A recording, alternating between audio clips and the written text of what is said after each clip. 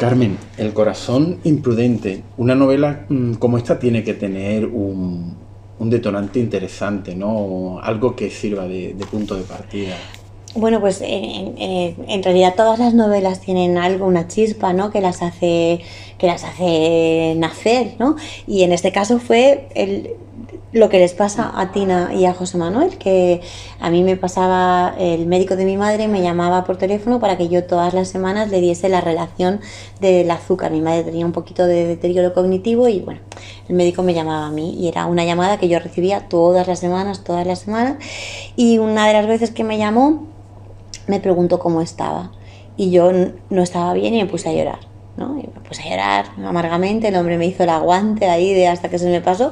En la realidad él me dijo, yo creo que no estás bien y que él me estuvo preguntando tal un poco, yo le conté un poco mi situación y entonces, pero lo que pasa es que yo tampoco era consciente, fue al verbalizarlo. En la realidad él me derivó a mi propio médico, pero yo me quedé pensando cómo tenía que ser cuando no tenías a quien contarle lo que te pasaba o cuando no te apetecía contárselo a quien tenías a tu alrededor, ¿no? Y esa fue la chispa que hizo nacer esta novela.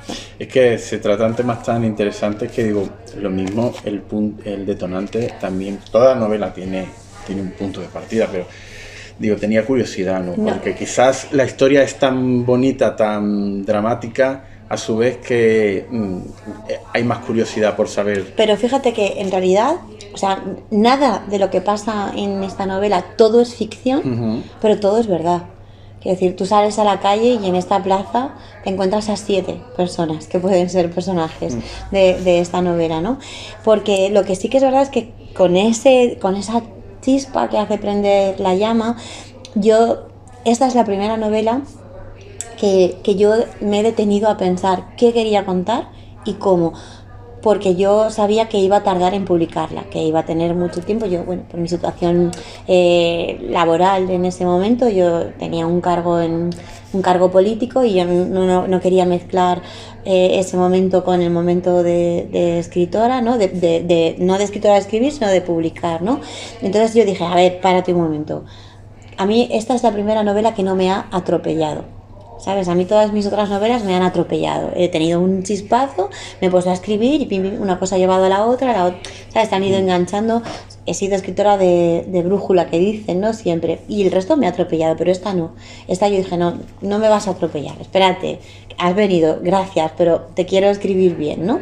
Y entonces hice la Biblia de personajes, hice el arco de tramas, hice un poco un trabajo previo que no había tenido ocasión ni tiempo de hacerlo con las novelas anteriores y a lo mejor por eso es tan densa, ¿no? Porque yo quería contar muchas cosas, quería meter muchas cosas en esta novela, quería meter el edadismo, quería meter el miedo, quería meter el perdón, quería meter la memoria, quería meter la diferencia entre lo deseable y lo normal, ¿no? Y nuestra relación con el mundo, ¿no? Cómo nos relacionamos con el mundo. Eso te iba a preguntar.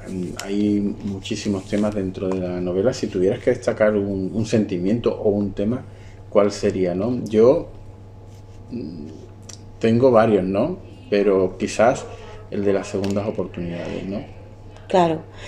El de las segundas oportunidades, segundas, terceras, cuartas, quintas, décimas, enésimas, ¿sabes? Porque es que las cosas casi nunca salen bien a la primera. Y ¿por qué nos tenemos que conformar con, bueno, lo que salga salido? ¿Sabes? Y luego cada vez somos más longevos y cada vez tenemos mejores condiciones físicas, económicas, sociales, ¿no? Entonces, ¿por qué no tenemos que vivir lo mejor posible todo el tiempo que estemos en la vida? Pero tengas 20 años o tengas 70. El otro día vi una entrevista a Isabel Allende, donde ella explicaba por qué se había separado de su segundo marido con 70 años y la respuesta corta era porque no me celebraba, ni yo a él, ¿no? O sea, en qué BOE está escrita la ley que nos dice que nos tenemos que conformar, ¿no? Sí, en ninguno. Sí, es verdad que quizás a lo mejor vamos llegando a unas generaciones donde vemos normal o retrasamos quizás un poco la edad de dejar de hacer ciertas cosas, pero no debe de ser así, No. porque estamos acostumbrados a lo mejor que nuestros padres llegaban a una edad que quizás eran mayores a los 40 años, Claro. y nosotros con 40 años practicamos deporte, nos apuntamos a todo, Claro. Bueno, con 40, con 50, con 60 y con los 60. que sean. Mira, yo me acuerdo, yo tuve la suerte de tener mucha relación con Carmen Alborg y ella decía, es que antes la gente se casaba para toda la vida, pero es que antes la gente se moría antes, ¿sabes? Tampoco estamos haciendo una apología, yo como escritora con esta novela de, oye, a la mínima que no te guste, déjalo, porque la rutina, la monotonía, la costumbre no es mala. Quiero decir, todo lo que hemos aprendido en la vida lo hemos aprendido a base de la repetición. Por eso los niños no se cansan de ver, porque la repetición da seguridad, por eso los niños no se cansan de ver todo el rato los mismos episodios de Peppa Pig. Saben lo que va a pasar, pero es que eso les da tranquilidad. O sea, aprendemos con la repetición de las cosas. Es decir, tener monotonía en tu vida y tener rutina en tu vida no es malo. Lo que es malo es que lo sientas como malo y que te sientas víctima como si estuvieras en una tela de araña, que eso es lo que les pasa a José Manuel y a Tina, ¿no? Que, bueno, una tiene una vida razonablemente feliz, el otro es manifiestamente mejorable.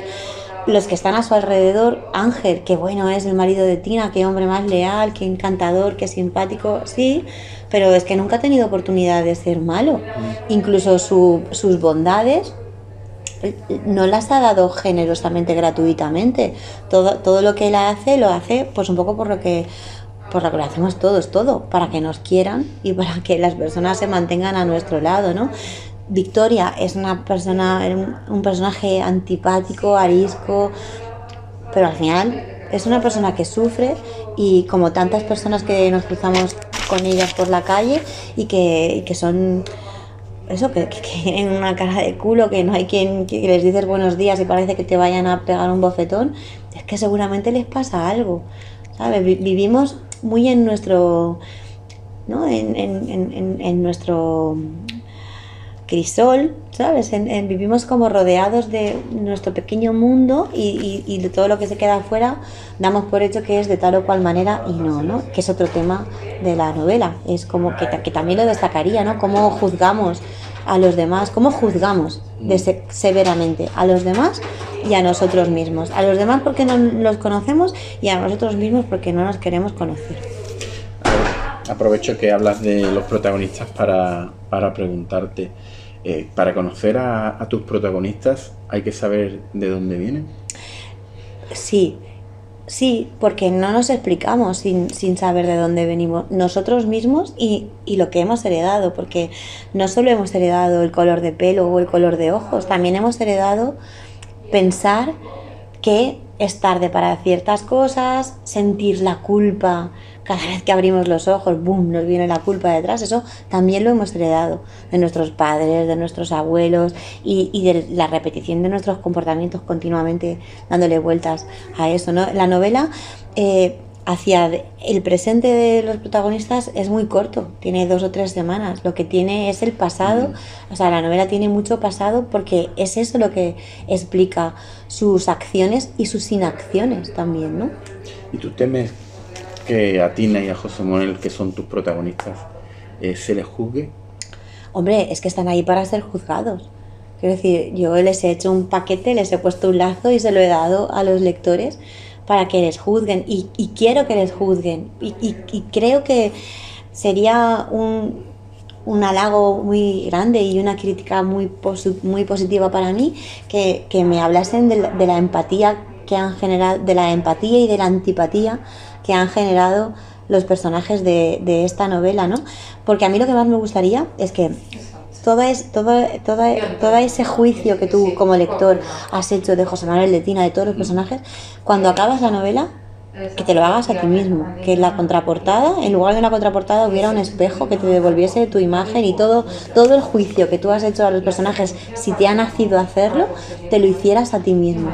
Y las preguntas que les has hecho a ellos de, hostia, pero ¿por qué haces esto? ¿O por qué no haces esto? Te lo hicieras a ti mismo y dijeras, oye, ¿y tú? ¿Tú qué? ¿La vida que tienes es la vida que quieres o qué? ¿No? Porque ese es el tema de la novela, la distancia que hay entre la vida que tienen y la vida que quieren y qué hacen ¿qué hacen para reducir esa distancia o para aceptar que no se puede recorrer? Porque es que a veces la vida que quieres no existe. Y antes, no me acuerdo en qué entrevista lo decía, que está muy bien que en el colegio estudiemos matemáticas, historia, filosofía, todo está bien, pero también estaría bien que estudiásemos sentimientos, ¿no? Y que tuviésemos una educación sentimental, que nos la dan, nuestra educación no solo se produce en el colegio, es verdad, se produce en el colegio, se produce en nuestra familia, se produce en nuestro entorno, pero es que nuestra educación sentimental es tan horrible, crecemos con los cuentos, continuamos con las novelas, acabamos con las películas y nos presentan situaciones que no son reales, ¿no? Nos presentan unos sentimientos que no son reales. El mismo sentimiento de amor, cuando nace y nos enamoramos, no estamos en nuestros cabales, estamos totalmente enajenados, drogados, borrachos es como cuando tienes un hijo, cuando das a luz un hijo, tu cerebro genera esa oxitocina que hace que, a pesar de todo el dolor que tú estás sintiendo, estés feliz como una perdiz. Luego eso acaba y vienen las depresiones postparto, ¿sabes? Nuestro cuerpo químicamente no juega a nuestro favor y eso no lo sabemos cuando estamos enamorados, ¿no? Quizás por eso, Carmen, la portada para mí es igual de maravillosa que el libro. No aparece claramente quiénes son los protagonistas de la portada, porque podríamos ser cualquiera de nosotros. Cualquiera de nosotros.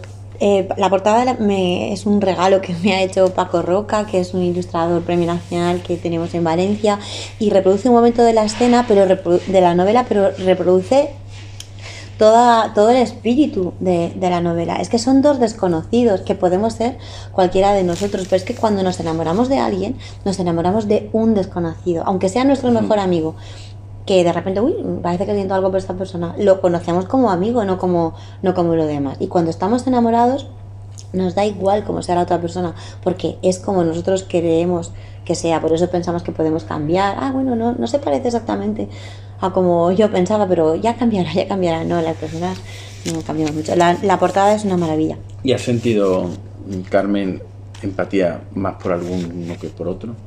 ¿Por ti, no por José Manuel? No.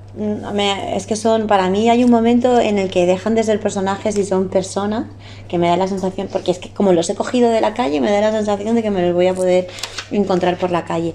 Empatía por todos, pero a lo mejor quizá, aunque te he dicho que no, ahora te digo que sí, quizá más por Victoria. Porque Victoria nació como un personaje estúpido, incómodo, que es la mujer de José Manuel, que está ahí, que es fría, que amortigua todos los sentimientos, que los bloquea, que es antipática, ¿no? Y aunque yo lo tenía todo muy atado, Victoria se fue desatando. Por ejemplo, Victoria, ella no sabe que su padre no muere como su madre le ha dicho que muere, y su personalidad se enfoca hacia esa información que ella tiene. Cuando se entera de que su madre, con toda la buena intención del mundo, porque el cementerio está lleno de buenas intenciones, le ha dicho una mentira, su personalidad cambia completamente y se adapta a esa nueva realidad. Y a partir de un momento determinado, intenta relacionarse con eso que ella ha descubierto, que es, ya lo redactarás tú como sea, pero es cuando ella no sabe qué va a hacer ella no sabe qué quiere hacer cuando va buscando el sitio donde está su padre enterrado, ella no sabe qué va a hacer, porque es que yo tampoco sabía qué quería que hiciese Victoria. Digo, que me hable ella. Y al final ella no puede encontrar dónde está, no puede recuperar el cuerpo de su padre, porque realmente no podía recuperarlo. Yo hablé con el jefe del servicio de cementerios del Ayuntamiento de Valencia, me reuní con él y fuimos los dos al cementerio y dije, si murió de esta manera, en este momento, con esta situación, estaría aquí. Y si está aquí, no lo va a poder recuperar nunca, porque hay un bloque de nichos encima, ¿no? Y así fue como Victoria supo que no lo podía tener. Victoria, porque Victoria es el personaje que más ha crecido y que más ha encontrado su humanidad. Esto es un libro de pequeños detalles, de esos que uno no suele apreciar a simple vista en el día a día, pero que leyendo el libro yo he aprendido a darme cuenta de todos esos pequeños detalles que nos rodean y que no lo percibimos, ¿no? Es, Carmen, muy observadora. Sí, la verdad es que a mí me gusta mucho observar la realidad, ¿no? Y me fijo mucho en los detalles, es verdad, me gusta mirar a la gente cuando me habla y aunque y me cuesta mucho estar atenta a lo evidente porque se me va enseguida la mirada al detalle. Eso es malo porque me cuesta estar en el momento, pero sí que me gustan mucho los detalles, sí. ¿Y qué ha aprendido Carmen Moraga del corazón imprudente? Porque yo, si me permites, te digo lo que yo he aprendido, Claro. ¿no? Yo he aprendido a no juzgar a las personas porque a simple vista, porque detrás tienen toda una historia que esa no la sabemos. Sí, eso es así. Bueno, yo lo que más he aprendido del corazón imprudente es que yo no soy una persona que escribe, sino que yo soy una escritora. Y que si yo no fuera escritora sería una persona totalmente distinta, porque, bueno, aunque es verdad que llevo 25 años o 26 ya publicando, yo tenía la sensación de que yo era una persona que hacía otras cosas y que no podía evitar escribir. Yo era una persona que era periodista y no podía evitar escribir, yo era una persona que era política y no podía evitar escribir, una persona que era madre y no podía evitar escribir, pero escribiendo esta novela yo he aprendido también con ayuda, pero ya lo sé que yo soy una escritora, ¿no? Y que no escribo porque no pueda evitarlo, sino que escribo porque me da la gana, o sea, porque yo quiero escribir, ¿no? Yo he tenido una relación un poco complicada con la novela porque tenía mucha inseguridad, y luego mi situación personal tampoco era en algunos momentos la mejor y había veces que el psicólogo, que yo iba al psicólogo, y por eso le doy las gracias también en la novela, que el psicólogo, para demostrarme que yo era escritora, me prescribía que no escribiera. Y hasta que no te lo vuelva a decir, no escribas y verás cómo estás peor, ¿no? ¿Qué diría a los que piensan que el amor a cierta edad no existe? Pues que nunca se han enamorado, ¿no? Porque una persona que se ha enamorado alguna vez en la vida sabe que no solo es que sepa que eso puede volver a pasar, es que vive esperando que eso vuelva a pasar, ¿no? Yo es que me he enamorado quizás un poco viviendo la relación de los protagonistas, ¿no? Entonces me he dado cuenta de que quizás pensamos que la gente mayor a cierta edad ya no tiene derecho a ese tipo de sentimientos. Pero ¿no? eso es un problema nuestro, no de las personas mayores.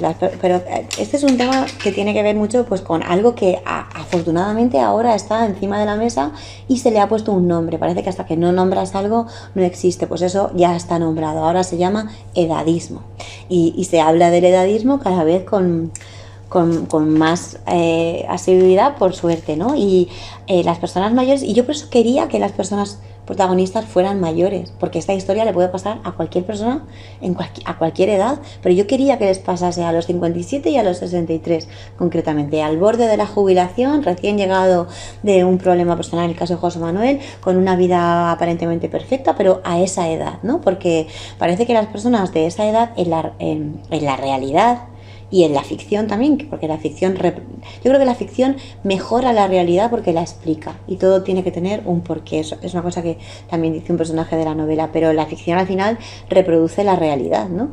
Y en la realidad las personas mayores son o cuidadores o cargas. O me cuidas mi casa, mi perro, mi planta, mi correo, a mí, o te tengo yo que cuidar a ti. Y parece que esas son los dos únicos roles que están. A mí mi madre me ha cuidado a mis hijas y ojalá me las hubiera podido cuidar muchísimo tiempo más, y yo he cuidado a mi madre y ojalá la hubiera podido cuidar muchísimo tiempo más, pero mi madre era una mujer, ¿sabes? Y a mi madre le podían haber pasado muchísimas cosas. ¿Quién es el que dice que no le tiene que pasar? Eso somos nosotros mismos como sociedad, ¿no? Pero estamos equivocados, es un error. Las personas conforme que tienen años, lo único que tienen más que cuando eran jóvenes es experiencia, a lo mejor no para saber lo que quieren, sino para saber lo que no queremos. Y si les acompaña la salud física y mental, van a vivir muchísimo mejor. Pero es que a los 20 años también te tiene que acompañar la salud física y mental para que vivas lo más plenamente posible, ¿no? Y nos enfocamos quizás mucho también en el amor, las segundas oportunidades, pero quizás este es un libro también que le da mucha importancia a la memoria, ¿no? Claro, a la memoria individual, en el sentido de cómo cada vez que recordar, que es un tema también que me interesa y que está también muy vinculado con otra novela que aún no se ha publicado, tiene que ver con cómo manipulamos nuestros recuerdos para reforzar nuestras posturas en el mundo, pero también la memoria colectiva. Nosotros pensamos que solo pueden hablar de memoria democrática los que tienen familiares todavía enterrados en fosas comunes, en cunetas, pero en realidad de memoria democrática tendríamos que estar hablando todo el tiempo todos, porque cada acto que hacemos tiene que ver con la memoria democrática. El poder hacer, decir, votar, opinar, comprarte un periódico, tiene que ver con esa memoria, porque es gracias a ella que tenemos hoy esta libertad, si es que la tenemos, pero bueno, que tenemos esto, ¿no? Y también me interesaba mucho, si nos enfocamos en la memoria democrática de los represaliados por el franquismo y tal, no solo fueron represaliados los que murieron, y no solo tuvieron consecuencias los que fueron asesinados, estos fueron asesinados, pero hubo gente que sobrevivió y que luego no supo qué hacer con su vida, ¿no? Como pasa en el caso de Miguel, del padre o gente que ha seguido viviendo, pero lo que ha tenido no... O sea, el síndrome del superviviente, ¿no? Me interesa también. En el caso de Miguel no sobrevive mucho, pero sobrevive a la guerra, sobrevive a la pena de muerte, sobrevive a la prisión, y luego ¿qué? ¿No? ¿Qué pasa con él y qué pasa con su memoria, ¿no? Quizás son dos... La de Carlos y la de Miguel son dos muertes que tienen mucho protagonismo sin ser personajes. Claro, no, porque marcan todos nosotros. Fíjate que en la culpa, el sentimiento de culpa es súper importante en la novela, pero también es súper importante en la novela el hueco que dejamos, o sea, la huella que dejamos. No, estamos todo el rato muy vigilantes con... Oye, no te quiero hacer daño porque no sé qué, no sé cuántos, que bien, tenemos que vivir la vida intentando hacer el menor daño a la menor cantidad de gente posible, pero cometemos el error de no incluirnos en esa gente. A veces por no hacer daño a otro, te estás haciendo daño a ti mismo, ¿no? Pero, ¿qué pasa con las personas que nos han marcado para bien? ¿No? Que no han hecho daño y nos han marcado aunque ya no estén, ¿no? En el caso de Carlos, marca para bien porque no ha hecho daño, pero su ausencia también determina la vida de las personas que están a su alrededor. Pues Carmen, ha sido un verdadero placer hablar contigo después de haber leído la novela, porque me ha parecido fantástico. Qué guay, gracias, también estás muy a gusto.